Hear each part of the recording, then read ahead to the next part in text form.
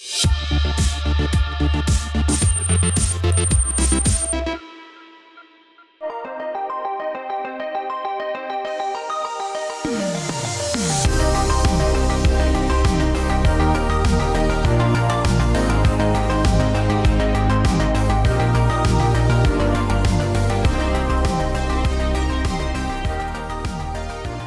you for joining us today. I'm Kirsty Gibson, Head of Community here at UK Games Fund. I'll be joined by my colleagues Paul Durrant, Director at UK Games Fund, and Mike Enoch, Head of Account Management, as we walk you through what the past, present and future may hold for the UK Games Fund. A little background about who we are. The company behind the UK Games Fund programme is better known as UK Games Talent and Finance Community Interest Company. Our two main programmes, the UK Games Fund and Tranzfuser, about which I'll talk to later on today, are both funded by UK government. We were established in 2015 and launched our first funding round of the UK Games Fund towards the end of that year. As a community interest company, our main objective is to support the growth and longevity of the UK's early stage games development community, primarily through the means of grant support. Our team is made up of experienced games industry and investment experts, all of whom have had experience of setting up and successfully managing similar projects in the past. Now on to looking at how exactly the UK Games Fund works, who it is for, and what taking part in it means for supported companies. With total grant funding of up to £25,000 for development costs per project available, the UK Games Fund is for UK-based indie game studios with less than 50 employees that are looking to develop their own IP. Since launching in 2015, the programme has evolved to allow for a more diverse range of applicants to successfully access funding, with those that require more assistance by way of pitch development practice being able to receive smaller grants upfront, with further pitching opportunities available, and those that are ready to hit the ground running having access to the full grant where suitable. To clarify, the UK Games Fund does not request any share of equity or IP, and any grant awarded is non-repayable. As a community interest company, however, we do ask that companies that receive our support commit to paying back to the community where appropriate and possible through the means of community knowledge sharing and contribution of suitable resources. This slide is one of my favourite to show off to the public, as the numbers speak for themselves. Since 2015, we have awarded over 150 grants of up to £25,000. Our online community has organically grown to more than 6,000 followers. And in the last 6 rounds of funding we have conducted, we've received more than 1,000 applications for projects seeking grant support. Last but not least, the economic impact of our programmes has been estimated to be in the region of £20 million. With those headline figures, I'll now pass on to my colleague, Paul Durrant. Hi, everyone. I want to start by giving you a little bit of reflection about everything we've learned over the past 5 years. We've spent a lot of time talking to the companies that we funded, and over the past six rounds, we've learned quite a lot about the best way to help people. We've worked hard to strengthen pitching and business skills, and we've broadened our offering along the way to make sure that we've got different funding routes to suit companies at different stage of the journey. And that's really meant that most of the companies we've supported are still in business, which is good. But actually, there are some tremendous success stories as well.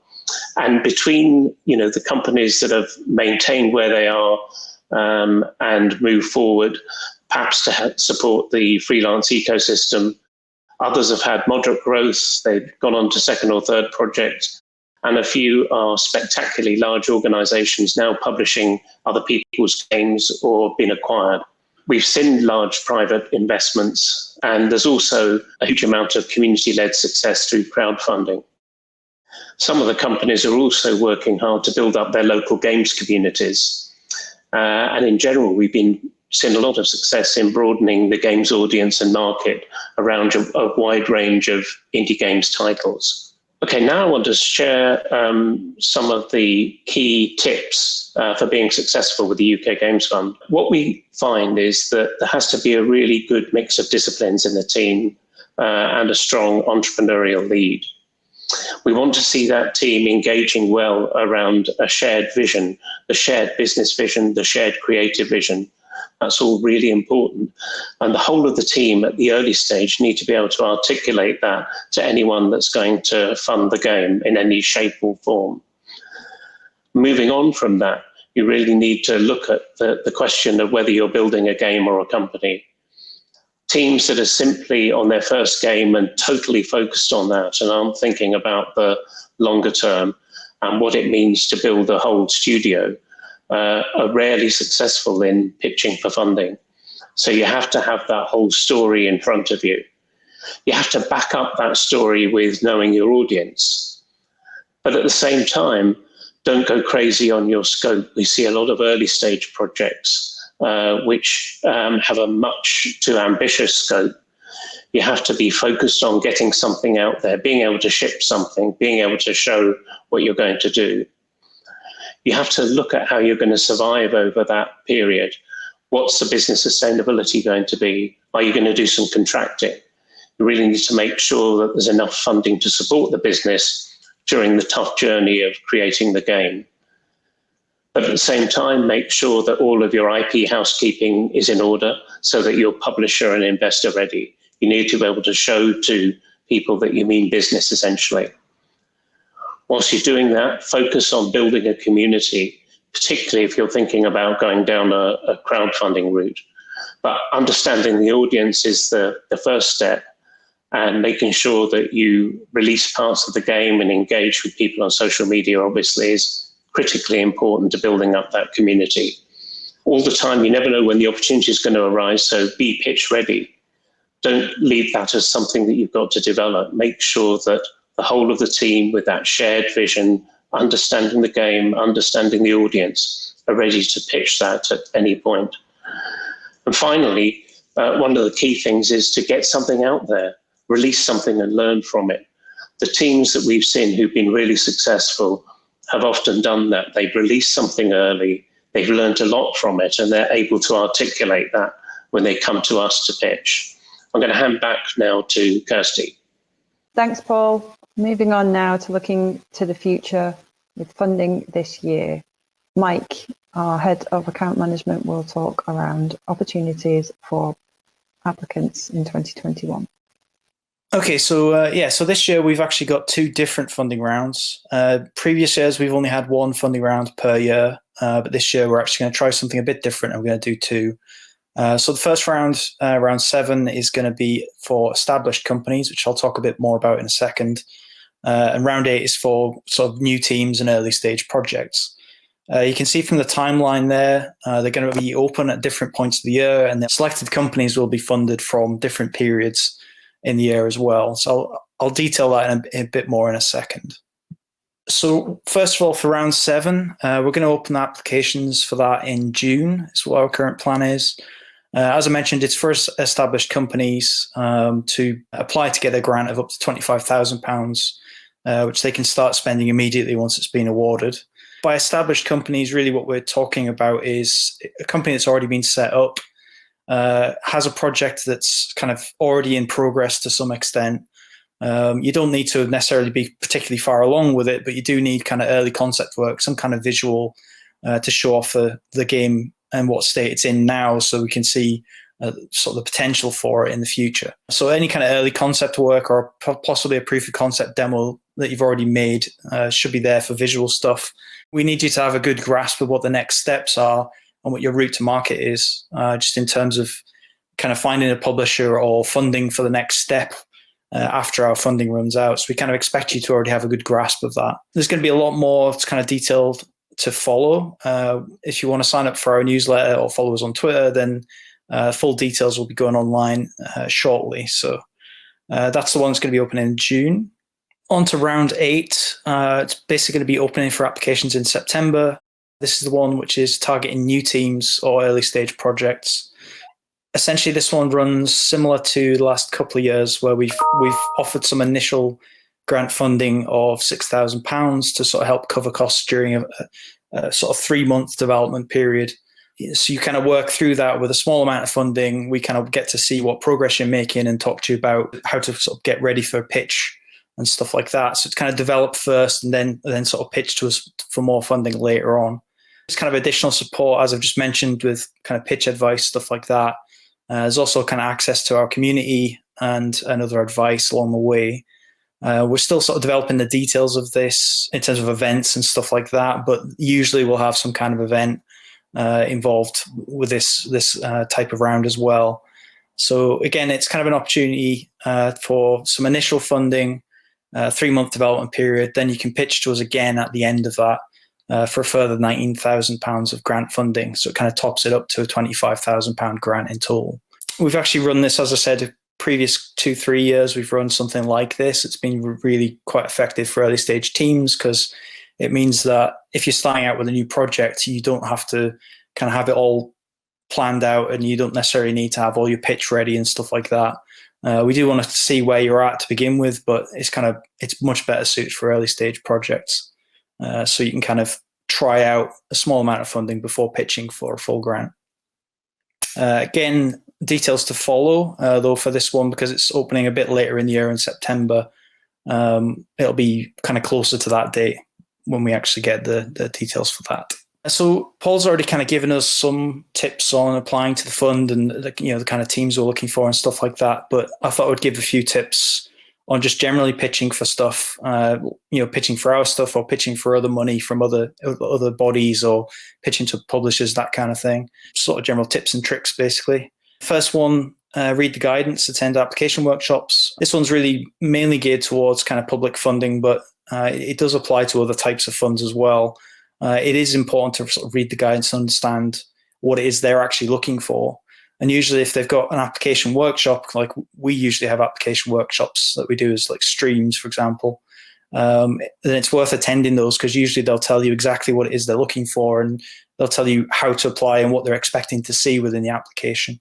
So for example, with us, we have a video pitch we ask people for, which is like a 2-minute pitch. And we'll sort of give you a structure for that and some advice on how to, what to include and how to do that well. The second one is it's quite similar, but it's kind of, if you've got a sort of a general pitch deck or something like that, it's well worth kind of adapting that to the audience that you're pitching to. So it kind of feeds back into what I was saying about, finding out what they're looking for and adapting your pitch to that. And it's quite an important thing to keep in the back of your mind, is that the same pitch deck might not be applicable for different purposes, basically. And again, kind of tying into the first one, finding examples. It's well worth looking out there for pitch decks and things like that, which other people have put online. Quite often, these are really good for kind of giving you an example of what to include and what the structure of a pitch should be. But my advice on top of that would be to basically make sure you're telling your own story. Because usually people's pitch decks are kind of geared towards them and their specific situation. The more you can do that and tell your own story, the more, the better and stronger the pitch is generally going to be. So it's good to use examples for structure, but, make it your own as well. Fourth point on that list there, peer review, mentoring. It's usually quite hard to get good feedback when you're pitching in for things. So my advice really is to kind of, peer review your pitch beforehand. Show it to other developers, show it to any kind of friendly pitching people. If you've got a friendly publisher or something like that, then it's or mentors. Then it's worth showing them your pitch materials and getting feedback in advance. So if you kind of get it peer reviewed or show it to mentors, then it's advanced feedback which you can then modify your pitch before you've even pitched to someone, and that would really help in a lot of cases. Where I've seen people pitch to us and it's obvious things that are wrong, which anyone could pick up on. So it's well worth thinking about trying to get feedback actively that way, rather than just applying blind and expecting to get feedback from whoever it is you're applying to. Next point on that list, kind of knowing your market, doing your research. I think Paul kind of covered this earlier on. It's really important to know what your audience is and how your game is going to fit into the market and how it's going to stand out. And that kind of what your innovation is for your project is really important. And knowing how you're going to sort of fit in and stand out is really important. So do your research basically and know your market as well as the game. And again, another point Paul kind of covered is sort of thinking about the business as well, not just the game. Quite a lot of sort of funding things that you can apply for that are out there. They are actually, they're funding for the business, not just the game. So you do need to think a bit about how you're going to build your business and grow it in the future and stuff like that. Obviously, if you're pitching to a publisher, that's maybe a bit less. They're more interested in the game generally, unless they're looking to acquire companies, which does happen. And the last point on the list there, really, it's kind of I've seen a lot of people succeed by applying for a lot of different things, and they might only get a small number of those would pan out, and they actually get funding from them. But it is worth applying to things more than once if you can. Apply for lots of different things, and then if a few of those pan out, that can help to sort of keep your company funded moving forwards. So, as I mentioned, more details on our 2 funding rounds coming soon. We will have like an online expression of interest that you can fill in to sort of register with us and get yourself on the list. We're going to get that out as soon as we can. So that'll be the first thing we'll put out there. And then, as I mentioned earlier on, the sort of application process typically involves kind of an initial sort of 2-minute video pitch, a little bit of written detail to kind of give us a bit more the sort of background. And then, once we've shortlisted companies, we tend to do interviews now. So we kind of interview the shortlist to sort of make the final decisions, final funding decisions. Yes, okay. And that is that, I think, from me. So I'll hand back over to Kirsty so she can cover a bit about our other program, Tranzfuser. Great. Thanks, Mike. As promised at the outset of this presentation, we'd like to take a quick look at our other program, Tranzfuser, the annual UK Graduate Game Development Talent Competition.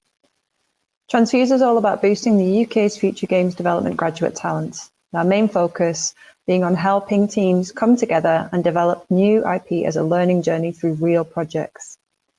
New to this year, there are more ways than ever for graduates to engage with and benefit from the competition, better known as the Tranzfuser pathways: enterprise, employment, and environment. Whether you're looking to kickstart your career in game development or start your own indie studio, Tranzfuser is here to help you get started on your journey. The enterprise pathway is now open for applications, with successful teams having the opportunity to secure up to £25,000 in total for the commercial development of their own game as an indie dev studio.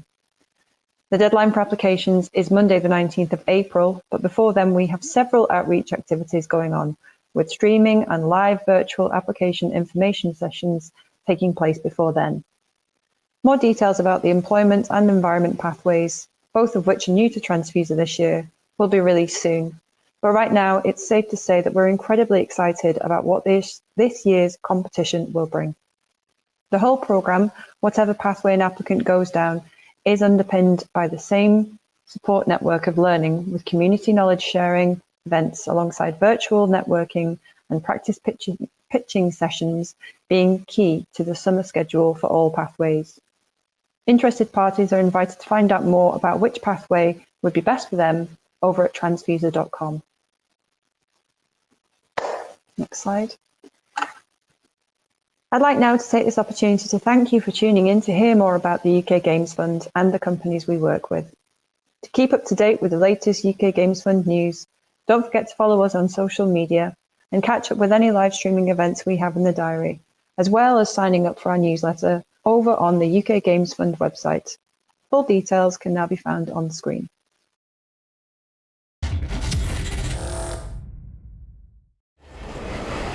Hello, my name is Matt Griffiths. I'm the director and programmer at Bird in Sky, based in Brighton. And I applied to the UK Games Fund back last year. And for my new game, The City and the Stars, a PC-based game where you play as an actor traveling to Hollywood to make it big in the 80s.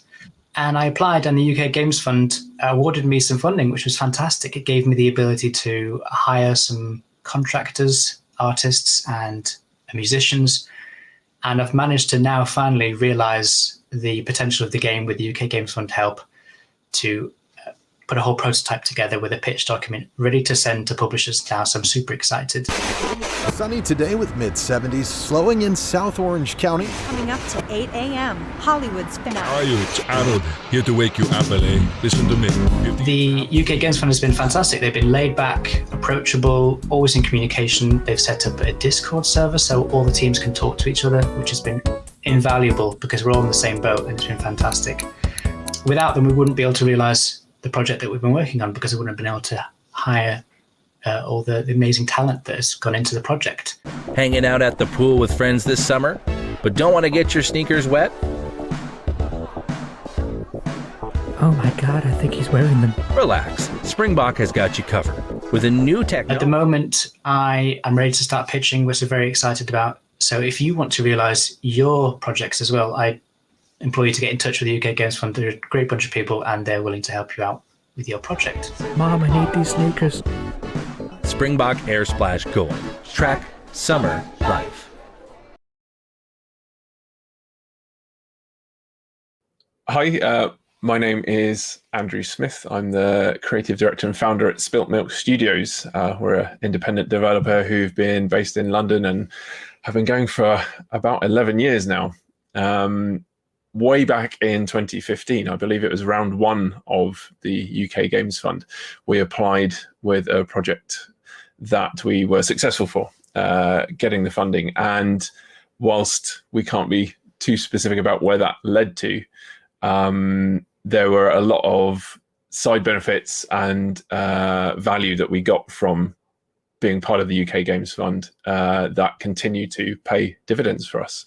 Very specifically, we built a first-person prototype, a demo of a game, very early concept, and we were able to build a team of freelancers around that game, structure the project and deliver it over 2 or 3 months in 2016. And a lot of those people are people that we've worked with since then and are still working with. And we would not have met or had the opportunity to work with them without the fund. Secondarily, we were able to take the prototype that we built to GDC that year. And in the process, we were able to pitch and arrange to pitch to a wide range of publishers, platform holders, funders, everyone from Devolver through to Sony and Nintendo themselves. And that was an opportunity that would not have happened without the fund.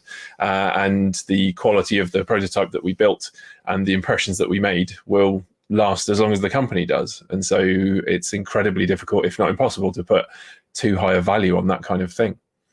The third part is that as a direct result of showing various companies, not just publishers, but other developers and people who are just interested to see the work that we were really proud of and wouldn't exist without the Games Fund, we ended up getting business from that, direct business. It wasn't to follow on and keep making the game that we wanted to make, but it was involving the team. It was involving us as a company and our creative passions and our technical ability, all of which was born out from the prototype fund itself. And so I think it's safe to say that we wouldn't be where we are, and maybe we wouldn't exist actually without the fund. We are eternally grateful. We're always proud to be involved in as much as we can with supporting it and promoting it. And we would highly recommend that anyone thinking about it apply. It's an incredible opportunity, and one that I think it's safe to say for us has been pretty much life-changing. So we're incredibly happy to be part of it and the London Games Festival. So I first heard about the UK Games Fund about 2 or 3 years ago. We applied for it a couple of times, but honestly, our project wasn't quite ready yet. Like I spent a lot of time working a full-time job, and this was always my passion side project. And because it's such a big project, like I never quite knew whether I was ready to fully invest into it. But once I got about 3 or 4 years into the project, I kind of hit the point where it's like, it's starting to feel like a game now. And I really kind of just started taking more risks and taking more time off of paid work to spend more time on the project. And once it got to a point where it was actually started to look more serious is when I approached UK Games Fund again. And then you could tell that I'd made good progress at that point, and they seemed to take me more seriously. And then, they helped fund me through there. And this past year, I've had funding through them, and it's been phenomenal. It's helped me really focus on the project. I've not had to just keep constantly bouncing between working paid contracts and then paying contractors. And I feel like it's really, really helped the project come along. It's just kind of given me a chance to focus solely on the project. And without this, I think it would just stay as that kind of eclectic mess where I'm always kind of working on it evenings and weekends, and it's not getting my full attention. But now it gets my full attention, and you can really feel it in the project. It's really come along.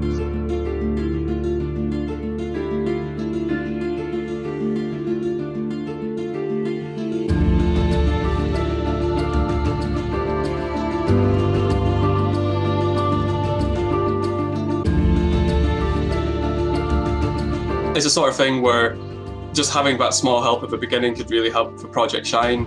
And yeah, I think if you really are passionate about the project that you're working towards, that yeah, absolutely you should work towards a fund.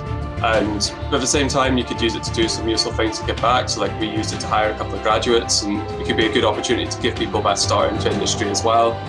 And yeah, really nothing but good things to say about this fund.